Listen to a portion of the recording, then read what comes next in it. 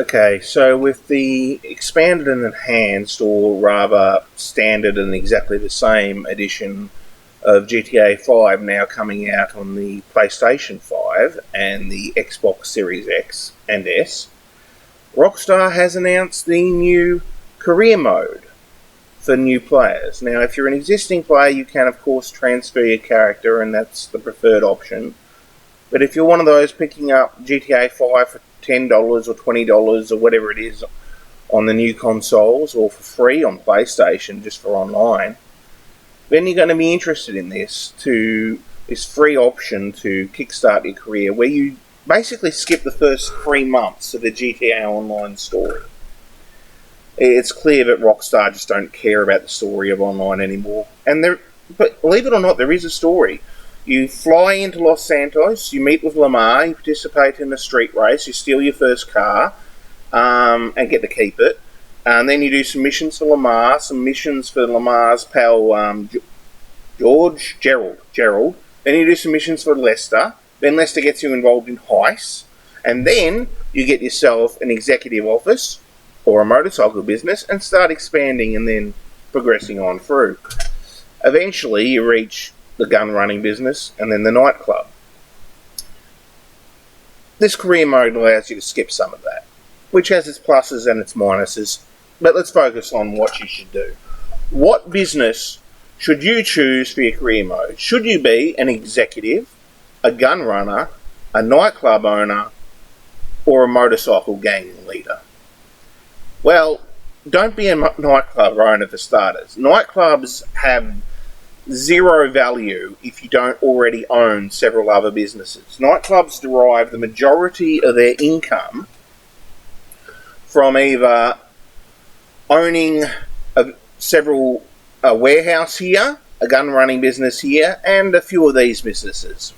If you don't own some of these other businesses, the nightclub is useless. You've just got the $50,000 a day you can make working your ass off to keep the popularity up. It's not worth it. Also, both the nightclub and bunker actually require you to be either an MC leader or a CEO in order to operate them. I mean, you can do it. There's a VIP status thing. If you have $1 million in your bank account, you can, once per day, or in-game day, 48 minutes, start yourself as a VIP, and then you can operate these two things. But VIP is just an inferior version of the executive thing. You get most of the same powers, but it costs you money. You can only do it with $1 million in the bank. It's just not worth it. And as for motorcycle businesses, I argue against them basically because the staffing costs will ruin you. But let's go into the game and have a look at these. So we're in the Kasatka for an example. You're eventually going to want to work up to the Kasatka for your Cayo Perico heist is the best way to make money in the game. It is. But as you can see, also you need to be a VIP, CEO or MC president to do it. You can do it as a VIP, but VIP is just an inferior version of CEO. So you might as well just be a secure serve CEO, which is the same thing as executive. Nobody calls it executive. Also, both bunker and nightclub and, frankly, everything else need to be done in public sessions. I'm in an invite session, so I can't show you everything. But we're really just doing this as an example today. Turn the radio off so I don't get claimed. Not that I have no money anyway. You need like 10,000 viewers in a year to get monetization. Forget that. Okay. But yeah, the problem with the MC businesses is there are several MC businesses. And I'll show you them in a minute. There's cocaine, which is the best money. There is counterfeit money, which is the second best money, and meth. And then there's weed and counterfeit documents, which aren't worth doing. You're just going to lose money on those. And weed is particularly annoying because most of your deliveries, you're high as a kite and can't drive in a straight line.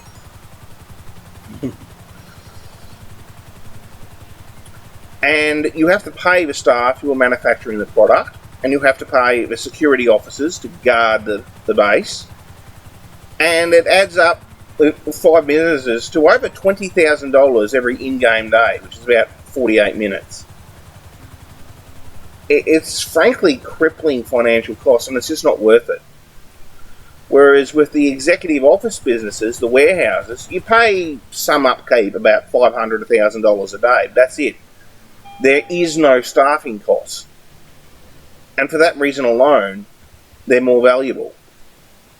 In addition, you're almost guaranteed to be raided every single in-game day with the motorcycle businesses once they've got some stock in. It just happens constantly.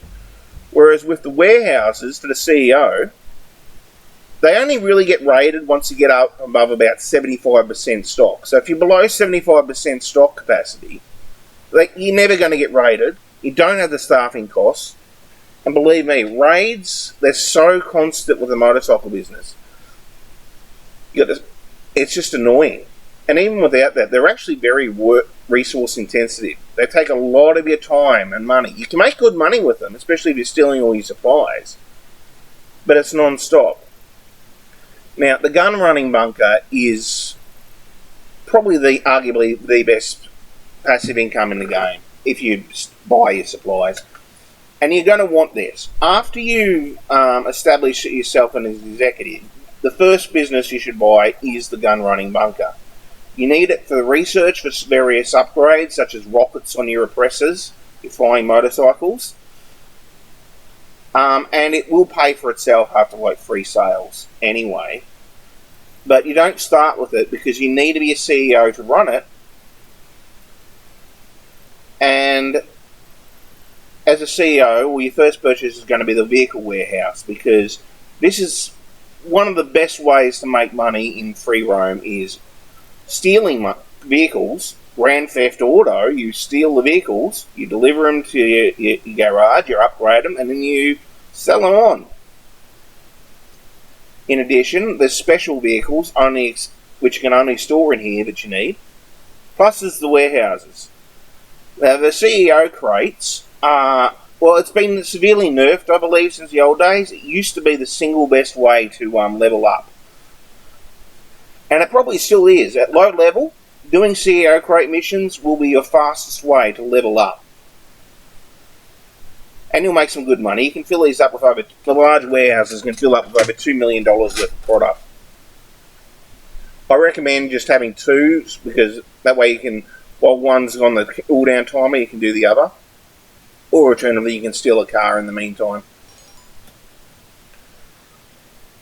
And we'll worry about all that later. I've got videos on the best businesses to own and why you should have this particular vehicle warehouse, because it's got easy access to the north of the map, and the east of the map, and the west of the map. But yeah, as an executive, you have access to your office, which fills up with money and stuff as you do missions, and more money in your bank account. This office comes with a 20-car garage. I believe that's by default. And then you can buy 2 additional 20-car garages for it. So right off the bat, you've got landing space for vehicles. Incidentally, the first vehicle you're going to want to buy before anything else is the armoured Kuruma. And we'll just cover this briefly because it is such an important thing. Now, you probably want to do the Fleecer Bank, which is the first original heist first, because that'll knock a couple $100,000 off the price of this. This vehicle is 99% bulletproof. It's not 100%. You can be shot through the rear windows occasionally.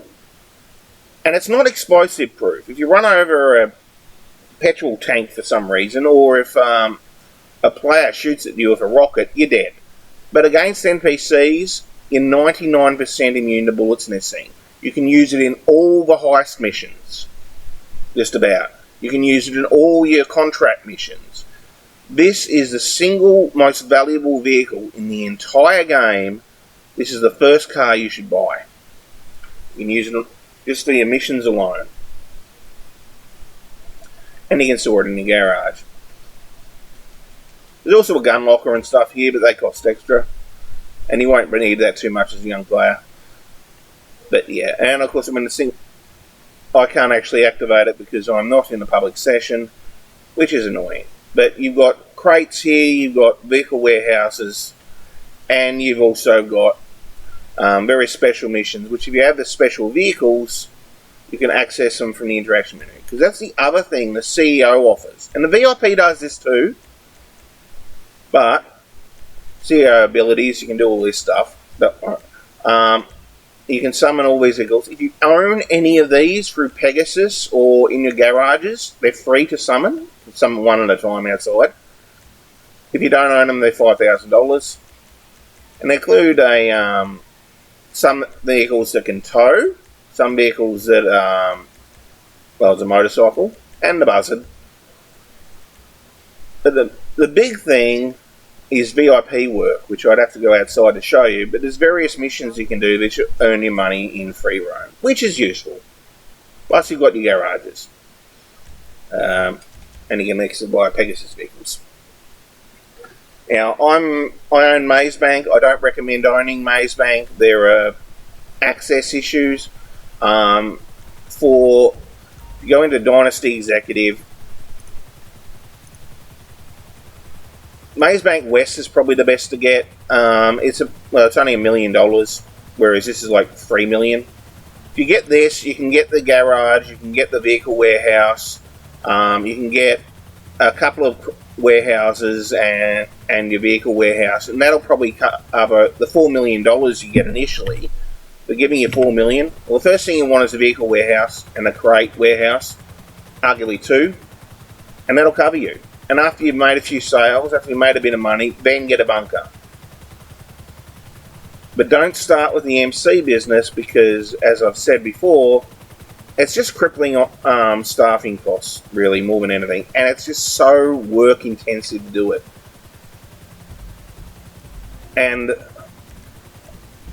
while there are benefits and you eventually want to get it, you need... The fact of the matter is the ongoing costs and the fact that these two businesses, counterfeit document forgery and weed, are just not worth doing anyway. That's why I don't recommend doing those first. It's your choice if you want to, but yeah, nightclub's obviously the worst choice. Bunker's okay, but you have to use the VIP thing, which means you always have to have money on you. And as a new player, you're lacking money. But a nightclub makes its money from owning a warehouse and a bunker and some of these. If you don't own those, the nightclub's useless. While the motorcycle club's fun, and you can summon your Oppressor Mark II, you can do that through your mechanic anyway. And you won't be able to afford an Oppressor Mark II at the start, so why even bother? The buzzard's also an incredibly useful thing. It's not got super accurate rockets, but it's a 4-seater, it's cheap, and it works. Plus you can summon a dinghy if you don't already own a Kasaka. That's the first boat you should buy, by the way. Everyone should own a dinghy. It's a 4-seater boat, it's not too expensive. And if you're in the water, like if you're stuck a mile out to sea and you don't want to die to get back to land because you're in a mission, you can CEO summon a dinghy. So that's useful. Of course, if you own a Kasaka, you can do it anyway. And you'll move towards this. This is eventually your goal, because the Kai Perico heist is the best money maker in the game. But